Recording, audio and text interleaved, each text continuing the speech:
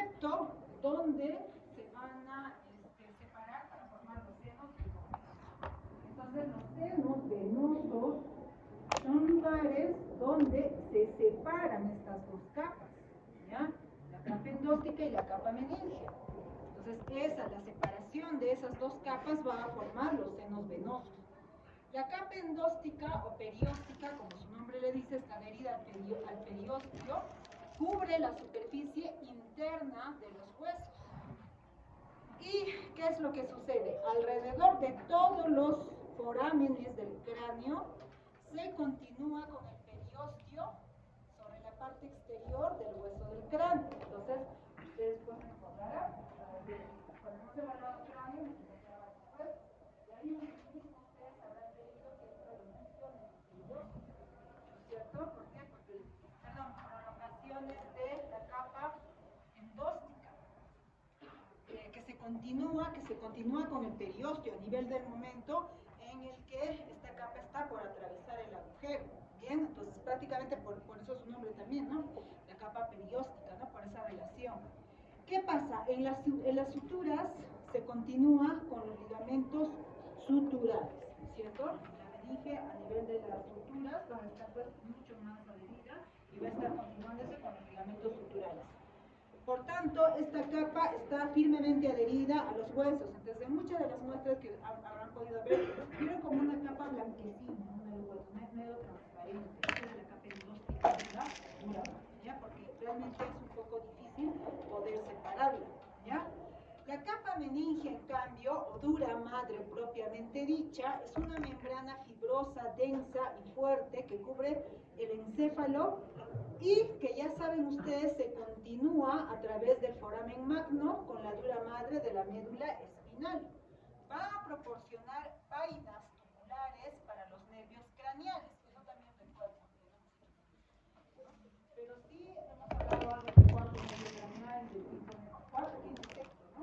Han visto ahí como, sobre todo el quinto, ¿no es cierto? Tiene una existe una prolongación de la dura madre que incluso le está formando, va a formar la cavidad de Meckel, ¿no? ¿Por qué? Porque la dura madre realmente también está en íntima relación con el origen o con el recorrido inicial de los nervios craneales.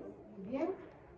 Más que todo, por ejemplo, recuerden en el segundo nervio craneal, en el nervio oftálmico. Recuerden, hemos hablado ahí, con el nervio óptico, ¿no es cierto? Hemos hablado ahí que desde la cavidad orbitaria incluso se ve, ¿no? Se ve esa prolongación de la dura madre. Bien, entonces no se olviden ahí. ¿Qué más? Fuera del cráneo, las vainas se fusionan con el epineuro de los nervios. Entonces, estas dos fuera del cráneo se van a fusionar. Sobre todo esta capa de la dura madre con el epineuro de los nervios. Entonces, los senos de la dura madre. Eso sí no hemos hecho, ¿no? Vamos a hacerlo.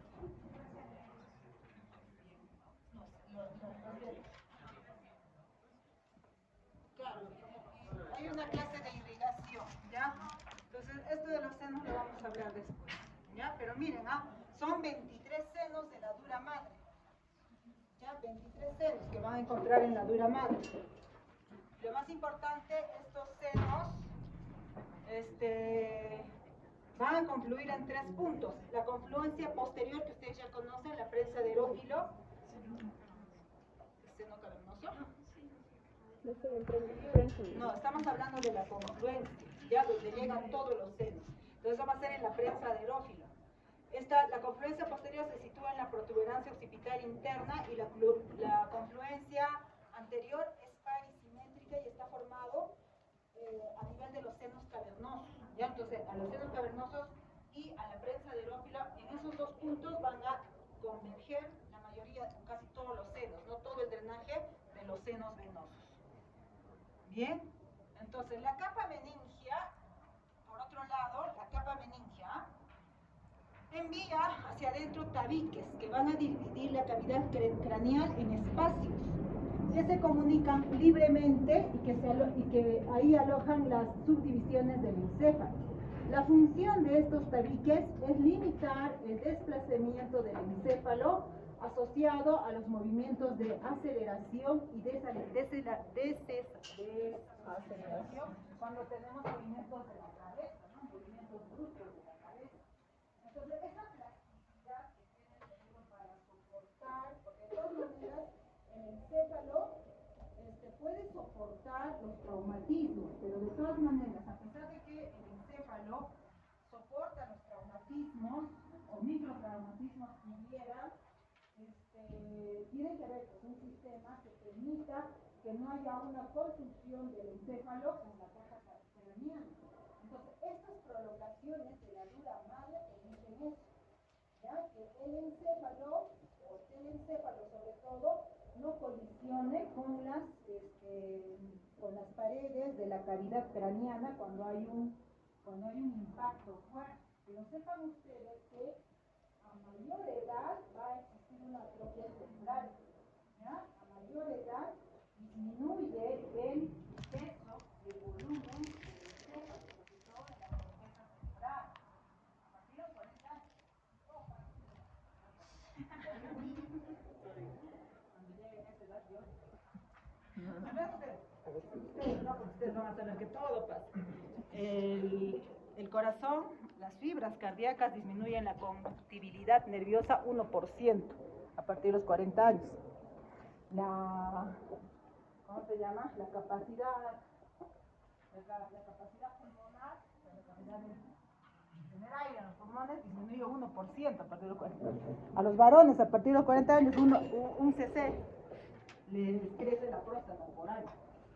5 años, hasta 20 es el tamaño normal de la próstata, ¿no? 45, eso sí son ustedes. ¿Ya? Lo mismo, a partir de 40 años disminuye el peso del encéfalo, ¿ya? Disminuye también el tamaño de la corteza cerebral, ¿ya? Eso se llama corteza cerebral, de tal manera que cuando ustedes vean la tomografía de un adulto mayor, más de 80 años sobre todo, van a encontrar una gran atrofia cerebral, ¿ya? Pequeñito el cerebro y la caja craneana se ve mucho, o sea, hay un espacio, ¿no?, considerable entre el encéfalo y la caja craneana, ¿ya? Entonces, es por eso que a los adultos mayores, cuando tienen un impacto, un traumatismo encefalocraniano, así sea leve, ¿dónde sucede esto? Por ejemplo, en el momento en que impacta el carro, ¿no? Cuando hay un choque frontal, entonces nosotros estamos yendo, se supone, con una energía cinética que es propia del carro, pero nos traslada, ¿no? Es como si estuviéramos yendo a esa velocidad nosotros. Entonces, ¿qué pasa? Para bruscamente y el choque de ese impacto brusco va a hacer que el encéfalo choque con las paredes del cráneo, tanto en la parte anterior como en la parte posterior. Si es un adulto mayor, y ello puede producir hemorragias, ¿no? Hemorragias son durales, son crónicas, ¿ya? En el momento no se va a detectar, generalmente a las 2 o 3 semanas del impacto empieza a tener, ¿no?, problemas, ¿no?, de, ¿cómo se llama?, disminución de conciencia, o puede tener parálisis, ¿ya? Entonces, mucho cuidado en los adultos mayores. Ya, en cambio, un niñito, como una vez algún profesor me dijo, ¿no?, los niñitos rebotan cuando se caen al suelo. En serio, yo la primera vez que mi hijito se cayó de la cama, pues se cayó. Yo he llorado toda la noche. Bueno, sabía, pues yo ya era médico, yo sabía que me iba a pasar a mí. Primer hijito, primer hija, digo, pero el médico. Es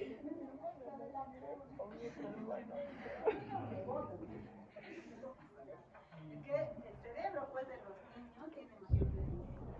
¿Qué otra situación?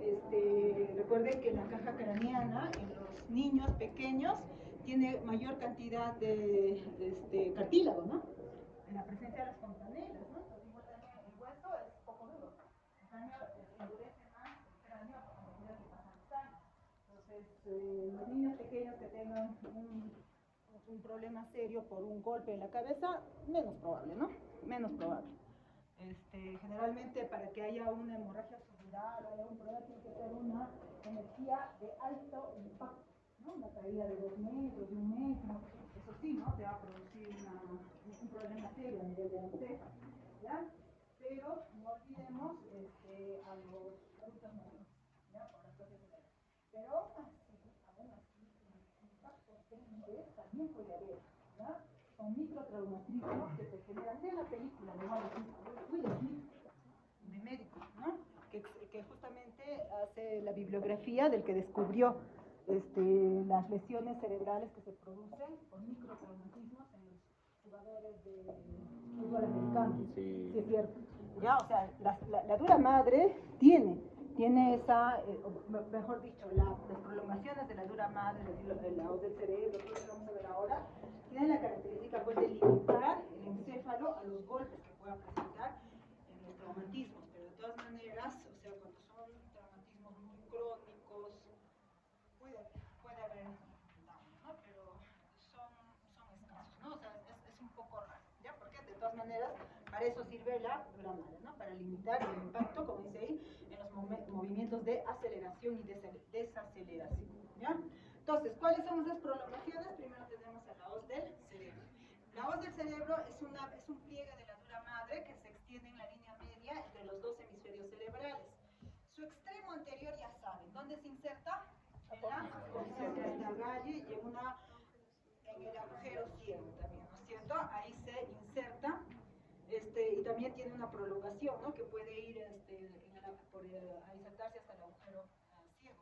Su ancha parte posterior se fusiona en la línea media con la superficie posterior de la tienda del cerebelo. Eso es algo que por lo menos lo habrán visto pues cuando se les puso ¿no? Han podido ver, ¿no? Como la hoz del cerebro, acá se inserta, pero en la parte posterior se va a continuar, este borde se va a continuar con la tienda del cerebelo, ¿ya? Bien, entonces, ¿qué saber ahí? Que el seno sagital superior discurre en su margen superior y el seno sagital inferior discurre en su margen libre, el cual es cóncavo. Y por último, el seno recto discurre a lo largo de su unión con la tienda del cerebelo. ¿Ya? Entonces, acá tenemos varios senos. Seno sagital superior, seno sagital inferior y el seno recto, ¿no? Entonces el seno recto va a estar entre la tienda del cerebelo y el cerebro, la hoz del cerebro. ¿Bien? Por otro lado, la tienda del cerebelo. La tienda del cerebelo es un pliegue de la dura madre en forma de media luna que forma un techo sobre la fosa craneal posterior. Es por eso que el cerebelo, si lo habrán leído en algunos libros, es como si tuviera un estuche, ¿no? Porque está por debajo la fosa craneal inferior y por encima la tienda del cerebelo. Entonces, como pueden ver, eso le hace como un estuche al cerebelo.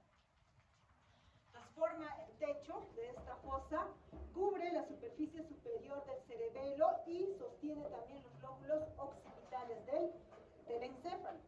Como ya saben, la tienda del cerebelo va a tener dos bordes, un borde anterior y un borde posterior. Bien, en el borde anterior hay una brecha, la incisura de la tienda del cerebelo por donde pasa el mesencéfalo, lo que produce que en la tienda del cerebelo se genere dos bordes, un borde interno libre y un borde externo adherente, ¿no? Entonces, este es el borde libre que va a tener la forma de una herradura y un borde fijo, ¿no? Que se va a continuar, miren pues cómo se continúa prácticamente con el borde libre, ¿ya? El borde libre y borde adherente, ¿ya? El borde fijo está insertado en realidad, ¿no? En las apófisis clinoides posteriores. Y también ¿dónde? En los bordes superiores de la porción petrosa y en los márgenes de los surcos para los senos transversos que han encontrado en el hueso occipital. ¿Bien? Mientras que el borde libre discurre hacia adelante y en sus dos extremos cruza el borde adherente por debajo, ¿lo habrán visto? ¿Ya? Entonces el borde libre va a pasar por debajo del borde adherente, ¿ya? Entonces, y se va a fijar ¿dónde? En la apófisis clinoides anterior, ¿ya? El borde adherente, vean ustedes cómo viene desde la posterior, desde la apófisis clinoides posterior, porción petrosa, y se inserta en el seno, transverso, en el surco del seno transverso. Bien, mientras que el borde libre va a ir hasta la apófisis clinoides anterior, por encima, perdón, no por debajo, va a ir por encima. ¿Ya? El borde libre hasta ahí va, ¿no? Hasta la apófisis clinoides anterior a cada lado. cerca del vértice de la porción petrosa del hueso temporal, la capa inferior de la tienda del cerebelo forma una bolsa hacia adelante por debajo del seno petroso superior para dar lugar a la formación de un receso para el nervio trigémino y el ganglio trigémino. Es decir, que esa cara inferior va a formar el divertículo de Meckel. Bien, entonces, ¿qué sabemos? En algunos libros pues le ponen nombre, ¿no?, a esa inserción. Como se inserta en la apófisis clinoides anterior, esa inserción va a formar como un ligamento, que lo conocen como ligamento petroclinoideo anterior, ¿ya? Y el borde adherente, por tanto, el borde adherente se va a insertar en la apófisis clinoides posterior y va a formar el ligamento petroclinoideo posterior, ¿ya? Entonces los dos, el anterior y el posterior, van a ser como una X, ¿ya? Porque uno está viniendo de la parte lateral, ¿se dan cuenta? Y el otro de la parte más interna, ¿ya? Entonces, entre los dos, como pueden ver aquí en la imagen, entre los dos van a pasar los nervios. Aquí está, ¿no? El tercero y cuarto nervio craneal. No sé si tengo otra imagen. Acá está. El tercero y el cuarto nervio craneal. Los dos van a pasar entre las dos apófisis clinoides. El cuarto nervio craneal va a pasar por debajo, ¿no es cierto?, sobre el le va a ser como un canal, esa prolongación que le conocen como el canal de Dorelli. Bien, entonces en el punto donde los dos bordes se cruzan, los nervios craneales tercero y cuarto se adelantan para entrar en la pared lateral del seno. O sea, no bien pasan por ese entrecruzamiento entre los dos ligamentos, inmediatamente luego van a ingresar por el seno petroso. Recuerden que el tercero y el cuarto, ¿no? Los dos van a ir por la pared lateral del seno cavernoso. Luego, ¿qué más? El seno petroso superior recorre a lo largo de la inserción en la porción petrosa y el seno transverso discurre a lo largo de su inserción en el hueso occipital. Fácil darse cuenta, ¿no? Entonces, se supone que aquí, donde la tienda del cerebelo se inserta, las dos capas, ¿no es cierto?, de la dura madre se van a desdoblar y van a dar paso al seno petroso superior y acá al seno petroso transverso. Pues ya estamos encontrando varios senos. Hemos visto el seno sagital superior, inferior, seno recto, seno petroso superior y seno transverso, ¿ya? Entonces, que vean que son desdoblamientos de la dura madre. La hoz del cerebelo, muy aparte, ¿no? Vamos a encontrar también otra prolongación. Es esto, ¿no? Es como si fuera una prolongación de la hoz del cerebro. Parece, ¿no?, que fuera una prolongación inferior en la fosa craneal posterior. Entonces, la hoz del cerebelo es un pequeño pliegue de dura madre con forma de hoz adherido a la cresta occipital interna. Se proyecta hacia adelante entre los dos hemisferios cerebelosos. Su margen posterior va a contener al seno occipital. Entonces ya tienen ahí otros senos. Acá seno occipital, acá los senos transversos. Y acá arriba el seno sagital superior. Y acá, prolongándose así, seno recto. ¿Verdad? Seno recto. Muy bien. Otra prolongación que conocemos es el diafragma celar. ¿Ya? El diafragma celar es un pequeño pliegue circular de dura madre que va a formar, como ven en la imagen, el techo de la silla turca. Va a haber un pequeño orificio en este diafragma que permite el pasaje del tallo de la hipófisis. Entonces recuerden que les hablé el nervio óptico, que el nervio óptico tenía una porción, que era una porción, ¿cómo se llamaba?, que pasaba por encima, los dos, primero el nervio óptico va a pasar por encima del diafragma celar, y ahí mismo, por encima del diafragma celar, forma el quiasma. ¿Ya? Recuerden que esa era una porción que se denominaba como la porción supraclinoidea, porque va a estar por encima de las apófisis clinoides, y ahí está el diafragma celar que se extiende, ¿no?, entre las apófisis clinoides, o sea, por encima de la fosa hipofisiaria, se coloca el diafragma celular y deja pasar ahí a la, al tallo hipofisiario con la glándula hipófisis. ¿Ya? Entonces aquí, acá me pueden ver, miren, los senos esfenoidales y por encima están los nervios ópticos. Claro que esta es una vista anterior, o mejor dicho posterior, porque los nervios estarían hacia anterior y nos han dejado ver a los tractos ópticos. ¿Ya? Pero esta ya es otra porción del recorrido. Solamente esto es la porción supraclinoidea. Y acá está una cisterna, ¿no? Que es la cisterna quiasmática. ¿Ya? Entonces, ese es el recorrido que hace cuando pasa por esa cisterna quiasmática. ¿Con quién está en relación? También con las arterias oftálmicas que van a salir de la arteria cerebral media. ¿Bien? Ya está. Los senos sigmoideos, entonces, van a constituir una continuación directa de los senos transversos. Miren acá. Se supone que este es el seno sigmoideo superior, este es el inferior, ¿no? Este es el seno recto, no, seno sagital superior, seno sagital inferior. Este es el seno recto, ¿ya? Este es el seno transverso. Entonces, la continuación del seno transverso van a ser los senos sigmoideos. Acuérdense que esos senos sigmoideos dejaban un surco en la porción mastoidea del hueso temporal. ¿Ya? Y eran amplios, ¿no? Porque imagínense, pues, casi toda la sangre ya está drenando. Entonces es por eso que los senos sigmoideos van a ser más amplios. ¿Ya? Bien, los senos sigmoideos continúan a los senos transversos. Cada uno de ellos gira hacia abajo y hacia adentro y surca la porción mastoidea del hueso temporal. Aquí el seno se ubica por detrás del antromastoideo. Luego gira hacia adelante y después hacia abajo a través de la pared posterior del foramen yugular, de donde se va a comunicar con el bulbo superior de la vena yugular. Entonces prácticamente va a recibir al seno petroso inferior y entre los dos van a formar el bulbo de la vena yugular interna, que hemos dicho que es un engrasamiento en el bulbo superior.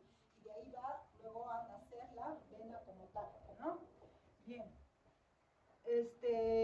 Recordar que los senos sigmoideos, ya varias veces hemos dicho, ¿no?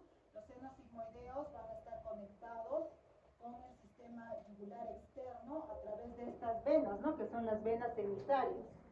Bien, entonces la ruptura de una de estas venas emisarias produce un hematoma subdural que comprime el cerebro. Eso es lo que ya hemos hablado, ¿no? En las primeras clases, cuando hemos empezado este curso. Aracnoides.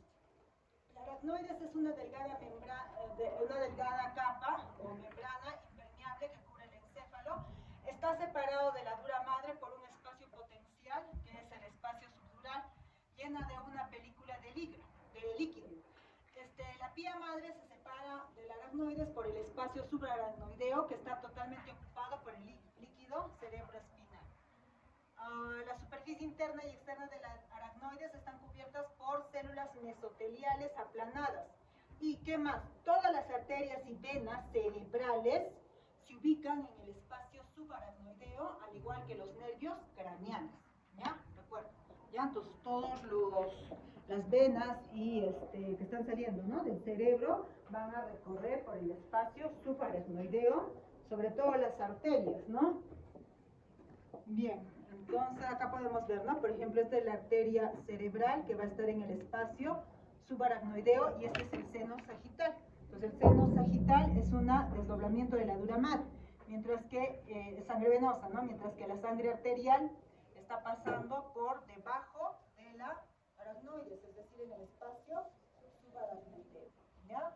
Entonces una hemorragia acá producirá una hemorragia subaracnoidea, mientras que una hemorragia por lesión de las venas emisarias, ¿qué tipo de hemorragia nos va a dar?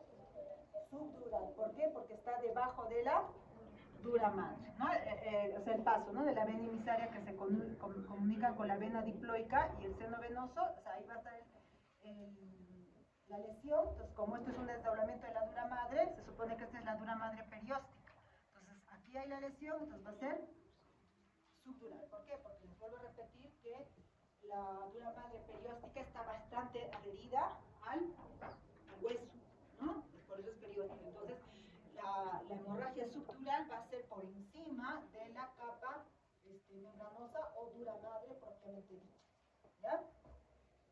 Bien, entonces, en ciertas áreas la aracnoide se proyecta en los senos venosos para formar las vellosidades aracnoideas. Acá lo han visto, ¿no? Miren. Acá, miren. Acá, en ciertas partes se van a formar estas prolongaciones a nivel de los senos venosos. Bien, entonces van a formar así las vellosidades aracnoideas. Estas vellosidades son muy abundantes, ¿dónde? Sobre todo a nivel del seno subsagital superior, ¿no? Que se conocen como las granulaciones de Caccioli. Y han visto ustedes los agujeros en los huesos parietales justo para estas granulaciones.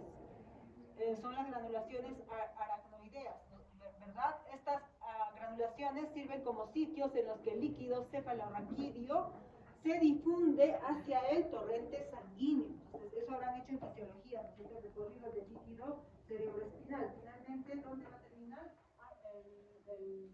El drenaje, uno de estos es ahí, ¿no? A nivel del torrente sanguíneo. ¿A través de qué? De las granulaciones o vellosidades aracnoides. Desde ahí el líquido cerebroespinal va a pasar hacia el torrente sanguíneo. El líquido cefalorraquídeo, ¿dónde es producido? ¿Cierto? Y al final, ¿dónde va a terminar drenándose? En las vellosidades aracnoideas o granulaciones aracnoideas. Bien, acá para que vean, ¿no? Cómo la aracnoides se fusiona con el epineuro de los nervios en su punto de salida del cráneo. Acá es lo que les decía, ¿no? Como la dura madre, sobre todo su capa membranosa o meningia, se prolonga hasta el epineuro, ¿ven? Por fuera de los agujeros, la capa meningia de la dura madre se prolonga y se fusiona con el epineuro. La aracnoides también lo hace, pero antes de que salga el agujero, el nervio por su agujero. Y esta capa verdecita es la capa endóstica de la dura madre. La pía madre es una membrana vascular cubierta por células mesoteliales aplanadas que reviste totalmente el encéfalo, bien, puesto que cubre las circunvoluciones y desciende al interior de los surcos más profundos. Entonces, esa es la característica. La dura madre, la pía, la aracnoides van a ser como una capa que cubre todo el encéfalo. Pero ¿qué pasa con la pía madre? La pía madre se insinúa en los surcos, hasta en los surcos más profundos. Es por eso que en ciertos lugares el espacio subaracnoideo va a ser más amplio. ¿Ya? Donde hay un lugar en el encéfalo o en el sistema nervioso central en el que haya un surco más grande o una separación más grande entre estructuras, entonces la pía madre se va a insinuar y la aracnoides va a pasar por arriba. Entonces eso va a formar una cisterna, lo que les dije anteriormente. ¿Qué era una cisterna? Son lugares donde existe mayor cantidad de líquido cefalorraquídeo. Ya lo que les dije, ¿no? Una cisterna, que es lugares donde se almacena el agua, ¿no es cierto? Igual acá, ¿cómo se llama? Porque el 70% del líquido cefalorraquídeo va a estar dentro de la cisterna. ¿Ya? Entonces es el lugar donde más vamos a encontrar líquido cefalorraquídeo. La pía madre forma la tela coroidea en el techo de los ventrículos, sobre todo del tercer y cuarto ventrículo, ¿ya? Y a ese nivel, el epéndimo, que es una capa de células epiteliales, básicamente ependimarias, ¿qué va a pasar? La tela coroidea, que es pía madre, en el techo del tercer y cuarto ventrículo, se va a funcionar con el epéndimo para formar ahí los plexos coroideos. ¿Ya? ¿Y cómo se terminan de formar estos plexos coroideos? Porque ya les dije, las arterias, los vasos van a producir más ramificaciones a nivel de esa unión. ¿Ya? Entonces, finalmente, los plexos coroideos van a ser como unas arborizaciones que van a protruir hacia el espacio subaracnoideo. ¿Ya? Entonces, eso van a ser los plexos coroideos. Y ahí se está produciendo el líquido cefalorraquídeo. Mientras las vellosidades, como han visto acá, son áreas de la aracnoides que se proyectan hacia los senos venosos. Y ahí lo que se hace más bien es lo contrario, ¿no es cierto? El líquido cefalorraquídeo drena o sale hacia el torrente sanguíneo, ¿ya? Entonces más o menos ya están entendiendo el recorrido. Y ahí están los senos venosos. Como les digo, vamos a hacer otra clase para que puedan hacerlo que es bastante hablar esto, ¿no? Ya. Ahora sí vamos a hablar del cerebro o prosencéfalo, ¿ya? Ya sabemos que el cerebro o prosencéfalo está formado por el telencéfalo y diencéfalo. Ya hemos hablado del telencéfalo. Perdón, del diencéfalo. El telencéfalo, ya son dos masas de forma ovoidea unidas por la comisura del cuerpo calloso, que es la comisura más grande. Para su descripción va a tener un polo frontal, un polo occipital y un polo temporal, que son los puntos donde más protruye el encéfalo, el telencéfalo, perdón, ¿ya? Entonces está ubicado en las fosas craneales anterior y media, bien, y, o sea, es toda su área de ocupación, ¿no? Fosa craneal anterior y media, como recordarán en la imagen, y a nivel de la fosa craneal posterior está por encima de la tienda del cerebelo, ¿ya? Ya sabe que está dividido en diencéfalo, que es la porción central que contiene el tercer ventrículo y todas las estructuras que lo rodean, y el telencéfalo, que son los hemisferios cerebrales y que posee al ventrículo lateral, ¿no? A los ventrículos laterales. Primero y segundo, ¿no? Primer ventrículo, los dos laterales, primero y segundo. Por eso es que el tercer ventrículo es así, ¿no? Tercero, ¿no? Porque como son dos, es primero y segundo. ¿Ya? Bien, el telencéfalo forma la mayor parte del encéfalo. Hacia la línea media contiene la fisura longitudinal cerebral, que contiene a la hoz del cerebro, y ahí están pasando también las arterias cerebrales anteriores. No se olviden, ¿ya? Ahí vamos a tener las arterias cerebrales anteriores. La tienda del cerebelo lo separa del cerebelo y va a estar conectado por el cuerpo calloso a nivel de la línea media. Entonces ahí pueden ver la presencia de la hoz del cerebro y la tienda del cerebelo. Entonces todo este es el espacio que ocupa el telencéfalo. Bien, acá pueden ver también la forma del cerebro, ¿no? En sentido antero-posterior, que es más o menos ovoidea, pero en un corte craneal es un corte coronal tiene la forma de una pirámide triangular. Bueno, solamente para recordarles la diferencia, ¿no? Entre el hematoma epidural, que hemos hablado, generalmente se rompen ahí las venas emisarias, y el hematoma subdural. Perdón, el hematoma subdural es de las venas emisarias. El epidural es sangre arterial, de las arterias meningias medias, ¿se acuerdan? Por ahí creo que tengo que cambiarlo. Bien, es subdural, ¿no es cierto? Bien, entonces en un corte coronal tiene la forma de una forma prismática triangular, por tanto va a tener tres caras, tres bordes. La cara externa o superolateral, la cara interna o medial y la cara inferior. Va a tener un borde que es superomedial, acá, ¿no es cierto? Borde superomedial, borde inferomedial y un borde inferolateral, ¿no? Entonces así son tres. Dos mediales, superomedial e inferomedial. Y un solo lateral, que va a ser el inferolateral, nada más. ¿Ya? O sea, ahí pueden ver también en una resonancia la presencia del telencéfalo con los ventrículos laterales, y al medio tenemos al tercer ventrículo. Entonces esto sería ya diencéfalo, ¿no? Ya algo que hemos hablado. Ya hemos dicho que va a estar separado por una fisura grande, que es la fisura longitudinal o interhemisférica, y otra fisura es la fisura transversal del cerebro o fisura de Bichat. Esa fisura de Bichat la separa ¿de quién? Del mesenquimos, ¿ya? O sea, del tronco cerebral, ¿ya? O el tronco encefálico, la fisura de Bichat. Como pueden ver en la imagen, la está separando, y ahí pueden ver el mesencéfalo con la sustancia negra. La fisura transversal del cerebro de Bichat tiene la forma de una herradura. Bien, en su configuración interna está constituida por una corteza o corte cerebral que mide más o menos 1.5 a 4,5 milímetros. Internamente también va a haber sustancia gris que forman los núcleos basales. Es una serie de masas voluminosas de sustancia gris localizados profundamente en el interior de los hemisferios. ¿Cuáles son los más importantes? El lentiforme o lenticular, el núcleo caudado, el claustro también, ¿no? Que ayer han podido disecar, si es que han podido, o se los han volado por ahí. Se supone, ¿no? ¿Qué les he dicho ayer? Que ingresen por el valle silviano, ¿no?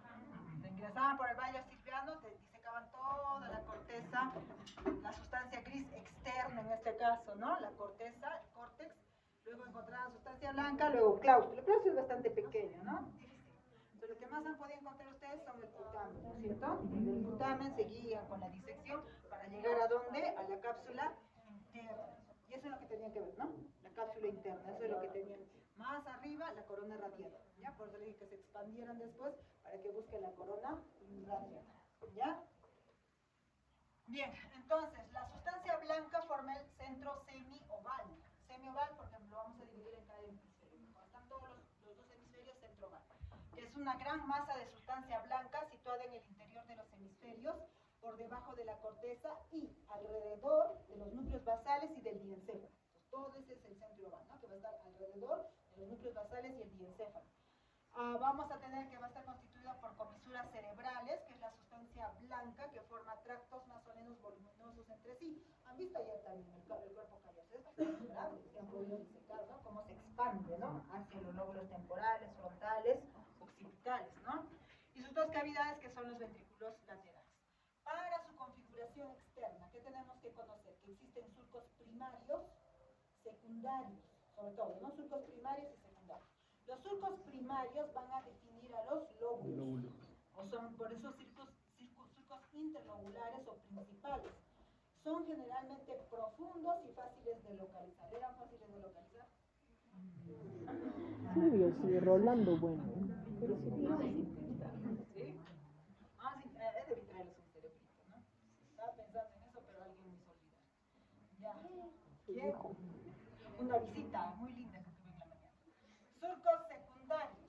Los surcos secundarios, ¿qué van a delimitar? Las circunvoluciones o giros. Que estas circunvoluciones van a ser zonas de corteza, que más o menos miden 1 centímetro. ¿Ya? Un concepto que tienen que conocer son los pliegues de comunicación, justo para que puedan ustedes determinar la presencia de los surcos primarios, sobre todo el surco de Rolando, tienen que conocer los pliegues de comunicación, ¿ya? Pliegues de comunicación o circunvoluciones de paso. ¿Qué cosas son? Son pequeñas circunvoluciones que unen dos o más circunvoluciones vecinas, ¿ya? Son circunvoluciones de paso. Por ejemplo, acá tenemos esta circunvolución de paso, ¿no? Como esto es frontal y esto es parietal, frontoparietal o parieto frontal, ¿ya? Inferior, ¿ya? El opérculo, ¿qué cosa es el opérculo? El opérculo se refiere a una porción de corteza cerebral que se esconde en un surco, por debajo de un surco, ¿ya? Entonces acá podemos ver esta porción, esto y esto. O sea, si esto nosotros lo extendemos, sería como la misma corteza. Pero ¿qué ha pasado? Cuando se forma este surco, queda escondido. Por eso que tenemos acá un opérculo superior y un opérculo inferior. Es como opérculo hace referencia a boca, ¿no? ¿Ya? Entonces es como si fueran los labios. Pero esa parte del labio que queda escondida, eso es el opérculo, ¿ya? Esta parte de corteza que queda por dentro de un surco. Ustedes separan el surco, esto también, ¿no? Esto y esto. Ustedes separan el surco y esa corteza, porque es corteza, eso es un opérculo, ¿ya? Bien, entonces ahí tenemos a los surcos. ¿Cuántos surcos principales tenemos? No más. Como decía mi profesor, un poco más caseritos. No, creo que son 3 más el parieto occipital. Pero describe 6 surcos principales, ¿ya? Porque van a delimitar en lóbulos. ¿Y cuántos lóbulos hay? 5. Estamos hablando del cerebro y no de ahí de repente tienen, porque algunos consideran como sistema, no como lóbulo. Entonces de repente por ahí puedes tener razón. Pero por lo demás, ¿otro? No. Sigue echando. El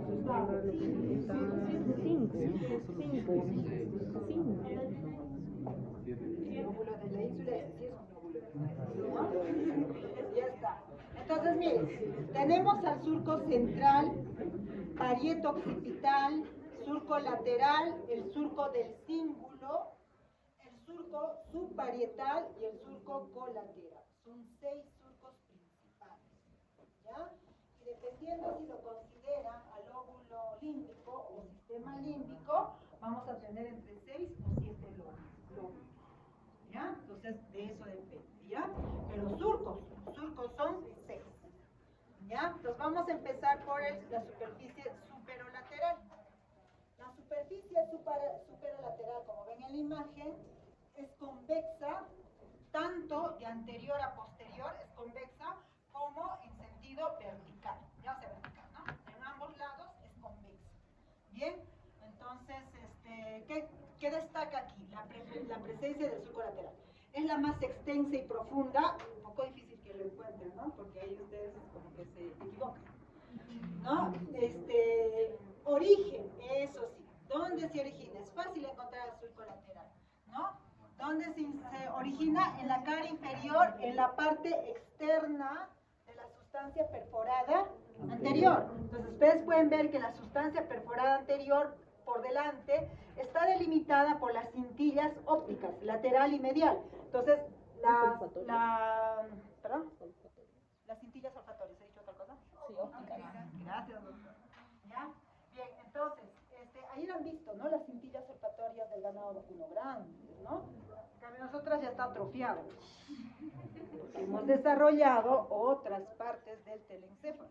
Y el rinencéfalo casi no existe en nosotros. Ha quedado como áreas. En cambio, en los animales sí hay un rinencéfalo como tal. ¿Ya? Entonces, los que crean que no, pues, me imagino que no sé qué programa. Bueno, entonces miren, ¿por dónde empieza el surco lateral? Por la sustancia perforada anterior. Traspasa la cintilla óptica, luego va a tener un recorrido cóncavo hacia posterior y va a continuarse por el borde inferolateral y de ahí asciende hacia la cara lateral. Entonces, así lo reconocen. Entonces, en la cara inferior no hay problemas para encontrar este surco, ¿no? Ayer con el animalito ayer estaba un poquito difícil, ¿no? Por la presencia del tracto olfatorio, que era bastante grande, un poco tapado, ¿no? Pero en el ser humano sí es fácil encontrar, al menos en la cara inferior. Bien, llega a la cara lateral, aquí, llega a la cara lateral y se va a dividir en 3 ramas. Ahora, ¿cómo sabemos en esta parte, en la cara lateral? Primero, que es el más profundo, tratan de abrir y van a encontrar ahí los opérculos, ¿ya? Y hacia la parte posterior, miren, esta fisura es la que va a terminar en una circunvolución de paso, en un pliegue de paso, ¿ya?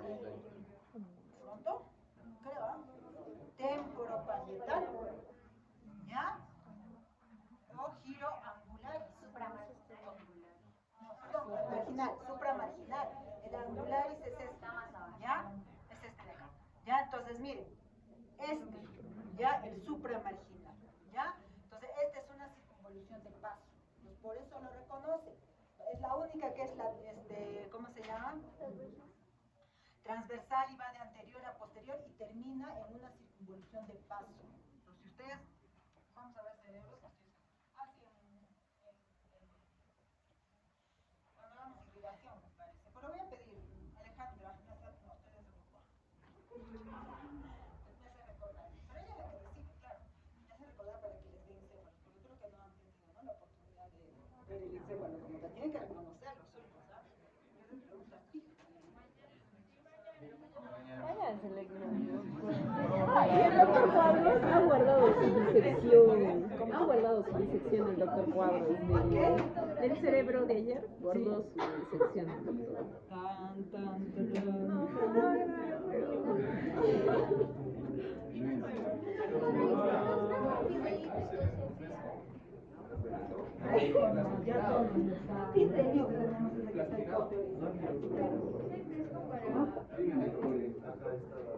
Está cortado, está cortado.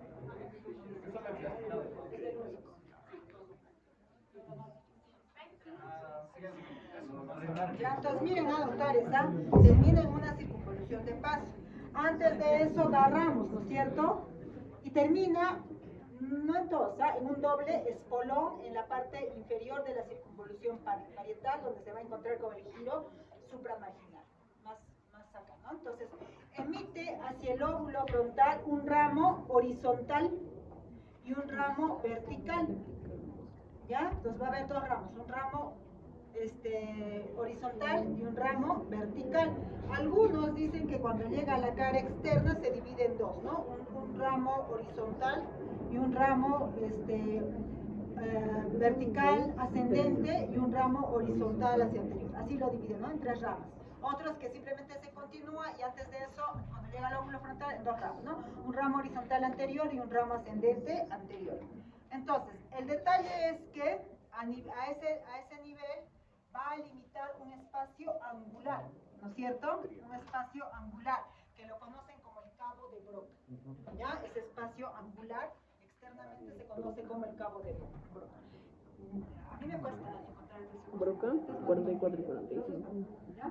El surco central está limitado abajo por el opérculo frontoparietal y arriba medialmente por el lóbulo paracentral. Entonces miren, más o menos, ¿dónde empieza?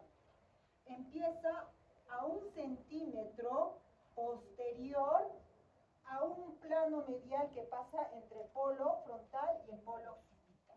¿Ya? Entonces, una forma de conocer. Ustedes agarran los dos polos, hacen una línea entre los dos polos y a 1 centímetro por detrás de ese plano van a ver al surco central. Este surco central, ¿dónde se inicia? En el opérculo frontoparietal. ¿Y dónde termina? En el lobulillo paracentral. Y aquí hay otra circunvolución de paso. ¿Ya? Si esto es lóbulo frontal, este es lóbulo parietal. Entonces, otra circunvolución frontoparietal, pero superior. ¿Ya? Entonces, se dan cuenta. O sea, va a ser el único que va a estar entre dos circunvoluciones de paso, tanto en la cara medial como en la cara lateral. Otra cosa más, es la única... En la lateral tendría que decir inferior y en la medial superior. No, solo se repite. Si escribe así me podría. Como siempre me ando equivocando. Ya, ¿qué otra cosa? Este surco es el único que va a estar entre dos circunvoluciones paralelas. Ya, ustedes van a verlo mañana o cuando puedan tener la Es el único que está entre dos circunvoluciones paralelas. ¿Ya? Porque ahí está la circunvolución precentral y postcentral, que son paralelas. ¿Ya? ¿Qué más? Hay unos surcos con unas indentaciones de las circunvoluciones que van a producir en una de ellas la imagen de una letra omega, ¿ya? Es el signo de omega. Entonces, si ustedes ven, sobre todo está en el lóbulo frontal, el signo de omega es una circunvolución que tiene la forma de una letra omega, también. Esa es una forma de reconocer al al surco central o surco de Rolando. Entonces ya les he dado varios tips, ¿ya? Que tienen que buscar. Bien. Origen, bueno, ya ese es el surco central o de Rolando, ¿no? El otro es el surco parieto-occipital o también surco occipital transverso. Se conoce en la cara lateral como la cisura perpendicular externa. ¿Dónde se origina? Lo mismo, en este caso, del borde superomedial, o sea, de este borde, hacen más o menos una distancia desde el polo occipital que es de 5 centímetros. Entonces, a 5 centímetros de este borde se inicia el surco parieto-occipital. Acá, ¿no? Más o menos 5 centímetros esta distancia. Y luego termina algo por encima del borde inferolateral, donde va a haber una incisura, que es la incisura preoccipital. Bien, este Este surco es el más difícil de encontrar porque está atravesado por los pliegues que van del lóbulo parietal al lóbulo occipital. ¿Ya? Entonces ustedes lo que tienen que hacer es una línea imaginaria del polo occipital 5 centímetros y de ahí hacen una proyección hasta la incisura preoccipital. Bien, otra vez. Bien, entonces se dirige hacia abajo y hacia adelante. Allá. Eso en la cara externa, ¿no? En la cisura perpendicular externa, que es una proyección. Pero en la cara medial sí se ve. En la cara medial, esta sí es mucho más fácil de identificar. Se dirige hacia abajo y hacia adelante sobre la superficie medial y se reúne ¿con quién? Con el surco calcaríneo. Bien, entonces este es el surco parieto-occipital. Acá sí es un surco, en cambio allá es una cisura. ¿Por qué? Porque hay que hacer una prolongación, una imaginación, ¿no? Entonces este surco parieto-occipital, después de encontrarse con el surco calcaríneo, va a prolongarse casi hasta el esplenio del cuerpo calloso, ¿ya? Bien, en la superficie medial e inferior, ¿qué tenemos? Esta superficie es plana y vertical, consta de dos porciones, como pueden ver en la imagen. Una porción adherente, que es lo que hemos tenido que cortar el día de ayer, ¿no? Una porción adherente y una porción libre, ¿ya? Entonces, la porción libre se encuentra separada de la cara medial del otro hemisferio por la fisura longitudinal. La porción adherente corresponde al diencéfalo y a una serie de comisuras, de la cual la más importante es el cuerpo calloso. Pero ayer habrán podido, cuando han hecho la disección, habrán podido ver la comisura blanca anterior, que era bastante grande, ¿no? En el ganado vacuno. Bien. Entonces, son varias comisuras. ¿Qué pasó, chicos? ¿Qué pasó? Bien, entonces, ¿qué surcos encontramos acá? El surco del cíngulo, ya conocen, discurre de delante hacia atrás, siguiendo un trayecto ligeramente curvo, paralelo al cuerpo calloso, termina hacia el borde superior del hemisferio, ¿ya? Entonces, este surco del cíngulo va y hacia más o menos el tercio o 2/3 posteriores va a ascender y va a terminar en el borde superomedial. Entonces, todo este es el surco del cíngulo. Entonces, luego después de eso, este surco se continúa, ¿no? Hacia la parte posterior. Y le sigue como el surco subparietal, que se dirige hacia el rodete del cuerpo calloso, ¿ya? Entonces, todo esto es el surco del cíngulo. En el momento que asciende, algunos le llaman a esto como el surco marginal, esta porción, ¿ya? Y de acá es el surco subparietal, porque está debajo del borde del lóbulo parietal, ¿ya? Entonces, surco subparietal. Pero al final es como si fuera una continuación, ¿no? Del surco del cíngulo. Entonces, eso tienen que identificar, ¿ah? Aquí está. Este es el surco subparietal. Bien, el surco subparietal entonces es corto, poco profundo, se encuentra en la cara medial del hemisferio, se considera la prolongación del surco del cíngulo en dirección posterior y caudal. Bien, otro surco que tenemos es el surco del cuerpo calloso. Ahí está, ¿no? El que ayer han podido disecar ustedes. Y por último tenemos el surco colateral. El surco colateral se localiza en la cara medial del hemisferio, cerca del borde inferior, y es relativamente profundo y discurre una dirección antero-posterior. Entonces, miren, este es el surco colateral. El surco colateral, por favor, está en la cara medial, ¿ya? Por debajo de este surco va a estar el borde ínfero-medial. El borde, acuérdense cuántos bordes tenía. 3. Un superomedial y un borde inferomedial, 2 mediales y un lateral, que está en la parte externa, el inferolateral, ¿ya? Entonces, en este surco inferolateral, por encima, está el surco colateral, y a veces se me confunden ahí cuando ven la cara inferior del cerebro, también por el plastinado, ¿no? Pero tienen que ver, el surco colateral está en la cara medial, ¿ya? Está en la cara medial, no en la cara inferior. Acuérdense de este surco. El surco colateral. Por encima de este surco colateral van a encontrar a esto, a una circunvolución que tiene la forma de una lengüita. Ya se ve, se ve en varias muestras que tenemos, se ve. Entonces, ese surco colateral esa circunvolución lingual, esa circunvolución lingual va a tener la forma de una lengüita y queda por encima del surco colateral. ¿Ya? ¿Qué más está por encima del surco colateral? Esto, ¿no es cierto? Que es la circunvolución paripocampal, que luego más internamente es difícil verlo, ¿no? Se forma como una, en forma de una U, que es el ungus, ¿no es cierto? Del hipocampo. ¿Ya? Entonces, ahí tienen problemas ustedes en reconocerme, ¿ah?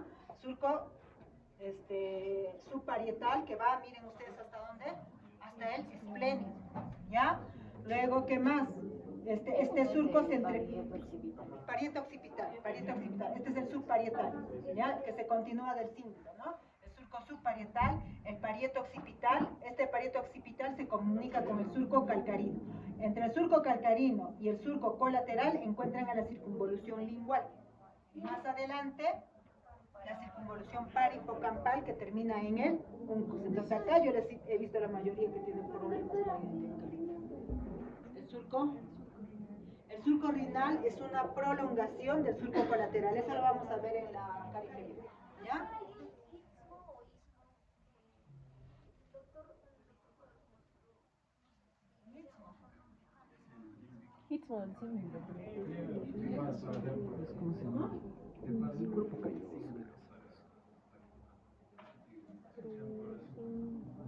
Un pliegue de paso. Este pliegue de paso, este de acá. A eso se refería a varios pliegues, lo vamos a revisar, ¿ya? A ver, entonces, el surco central, ya saben, indenta el borde medial aproximadamente a 1 centímetro por detrás del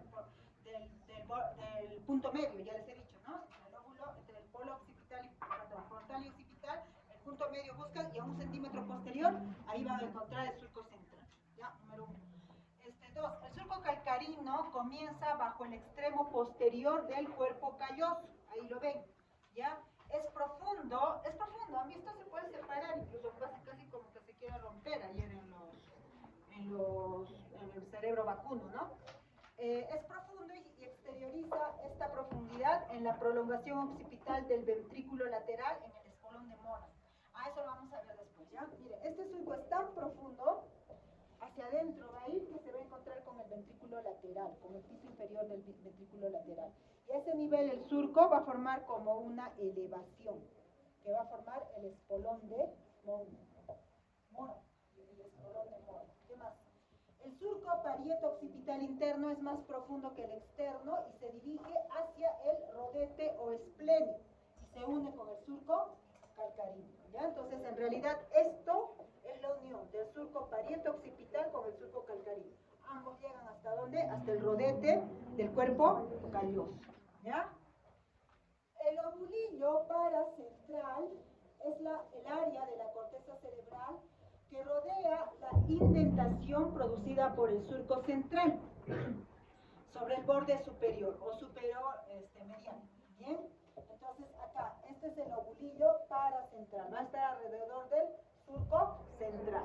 Después tenemos que en la cara medial la circunvolución del cíngulo, el cuerpo calloso, que es la comisura más grande, y la presencia del septo pelúcido. Y por abajo el fornix. Ya les he dicho en la práctica a varios de ustedes, ¿no? Que el pilar anterior, el cuerpo, el pilar anterior del fornix con la rodilla del cuerpo calloso y el pico van a ser dos estructuras como que hacen que se tense el septum pelúcido. ¿Ya? Entonces, así lo reconocen, ¿no? Entonces, aquí, mañana eso van a ver, ¿no? Harto, ¿no? Acá tenemos fornix, septum pelúcido, cuerpo calloso, circunvolución del cíngulo. ¿Ya? Esas cosas. Aquí abajo que tenemos la circunvolución lingual, paripocampal y el uncus. ¿Ya? Eso por favor tienen que... Acá hay una resonancia, mire, que así se ve a veces, ¿no? bien clarísimo, es una buena resolución que tiene, ¿no? Entonces acá pueden ver el cuerpo calloso, el septum pellucidum, el fornix, la circunvolución del cíngulo, el surco parieto occipital interno, el surco calcarino. Este sería el lóbulo occipital, ¿no? Y ahorita vamos a hablar de los otros lóbulos. Bien, la cara inferior. En la parte anterior es amplia, ¿no? En la cara inferior, básicamente lo que destaca es el surco lateral y la fisura de Bichat, ¿no?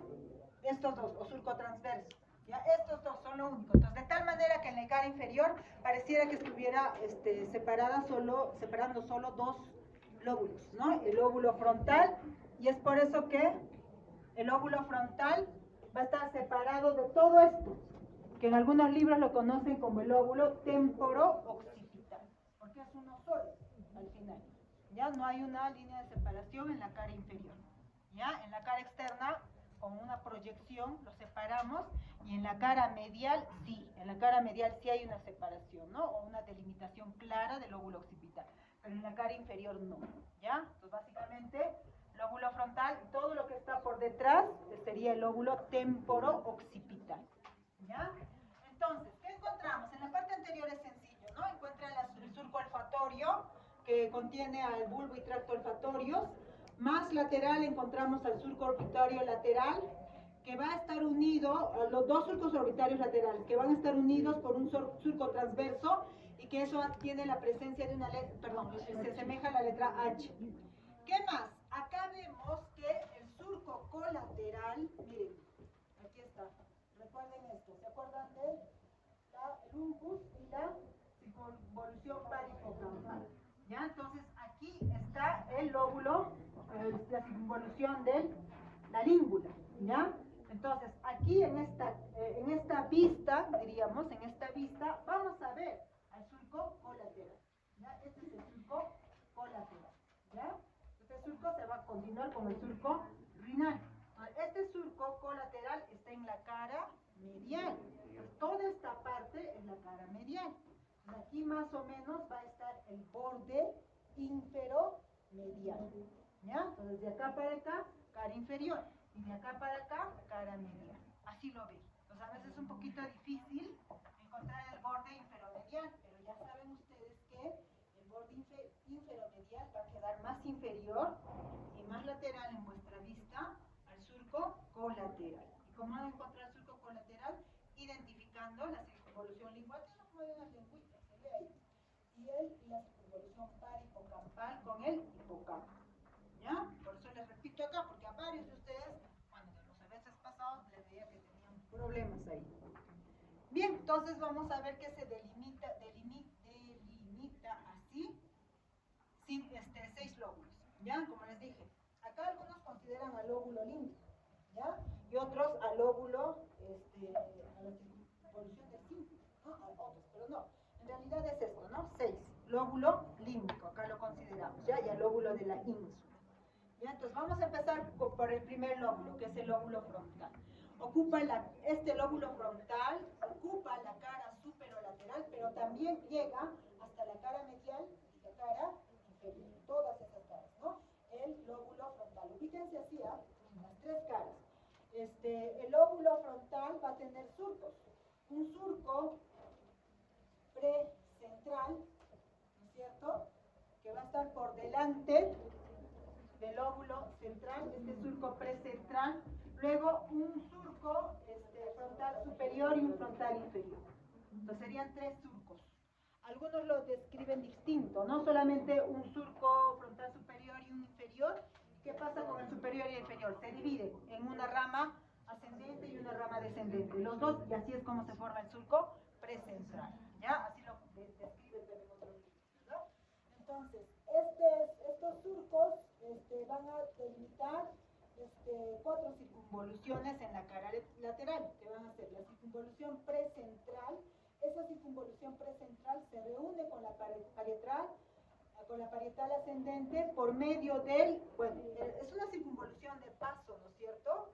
Que es la circunvolución frontoparietal inferior, ya me han dicho, pero recuerden que esta circunvolución está va a quedar por dentro del surco lateral. Entonces ahí vamos a encontrar ¿qué cosa? Un opérculo. Si ustedes levantan, es un opérculo. Por eso es que en algunas descripciones lo dicen que esta circunvolución precentral va a estar por encima del opérculo frontoparietal. Opérculo, ya saben que es opérculo, ¿no? La zona de corteza que me va a quedar por dentro de un surco, ¿ya? Bien, luego tenemos la circunvolución frontal superior, la media y la inferior, F1, F2 y F3 que pueden ver ahí. La circunvolución F3 o frontal inferior, esta va a estar dividida exactamente por 3 porciones debido a la presencia de los ramos anterior y ascendente, ¿no es cierto? Entonces así vamos a tener 3 porciones. Una porción orbitaria, porque esta porción orbitaria se va a continuar con la cara orbitaria del lóbulo frontal en la cara inferior. Ya recuerden que esa cara inferior va a estar en relación con la lámina horizontal del hueso frontal o lámina orbitaria, ¿se acuerdan? O porción orbitaria del hueso frontal, porque está en relación a las cavidades orbitarias. Pues por eso es que esta porción del lóbulo frontal, como parece una prolongación, le conocen como la porción orbitaria. Hacia posterior, la triangular por su forma, ¿no? Las dos ramas forman una región triangular. Y hacia más posterior, la porción opercular. ¿Por qué? Porque ahí va a estar escondida la corteza. Entonces va a formar un opérculo. Entonces son 3 porciones: orbitaria, triangular, opercular. ¿Ya? Eso solo pasa en la circunvolución F3.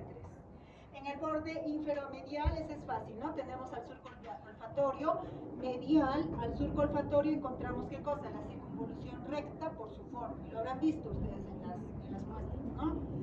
El surco olfatorio se relaciona estrechamente con el tracto olfatorio y el extremo anterior de ese tracto tiene el bulbo, que reposa, ya saben ustedes, sobre la lámina cribosa del etmoides y recibe a los nervios olfatorios. El extremo posterior del tracto olfatorio, ya saben que va a tener un ensanchamiento triangular que va a formar el trígono olfatorio que se une al lóbulo frontal. Ahí lo ven. Del trígono olfatorio se divide en 2 estrías o cintillas, ¿no? La cintilla olfatoria medial y lateral, ¿ya? Que van a delimitar entre ambas la sustancia perforada anterior. Entonces las estrías olfatorias delimitan en cada hemisferio, junto con el tracto óptico, situado por detrás, el espacio perforado anterior. Pasan por ahí las arterias tálamo-estriadas. Luego tenemos por la presencia del surco transverso, que tiene la forma de una H, en 3 circunvoluciones orbitarias. Una medial, una lateral y una superior y es media, medial, media y lateral.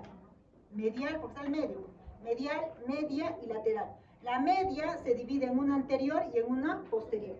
Recuerden que no siempre ahí está, por ejemplo acá, en el otro hemisferio, no está pasando eso. No hay una división de la circunvolución media. Por eso es mejor hablar lateral, media e inferior, ¿ya? Porque no siempre está ese surco con forma de H. Simplemente van a haber 2 surcos, uno lateral y uno medial, ¿ya? La cara medial del lóbulo frontal está ocupado por 2 circunvoluciones de la cara superlateral que sobresalen al borde superior del hemisferio. ¿Cuáles van a ser estas? Las que se continúan, ¿verdad? Aquí está. Se supone que esto, por aquí, está, ¿no es cierto?, el surco central. Entonces este es el lóbulo frontal y es el lóbulo parietal. Entonces, ¿quién se continúa? ¿Quién se está continuando en la cara medial? La circunvolución precentral. Y por delante, la circunvolución frontal superior. ¿Ya? Entonces, algunos en otros libros lo consideran como una circunvolución aparte, que le conocen como la circunvolución frontal media. O interna, pero es lo mismo, ¿no? Y el surco precentral. Entonces, los dos se prolongan. El surco precentral y la circunvolución F1 o la superior, ¿no? La frontal superior. Lóbulo parietal. El lóbulo parietal forma el límite posterior en la cara, perdón, el lóbulo parietal en su límite posterior, ahí es la 5 y 6.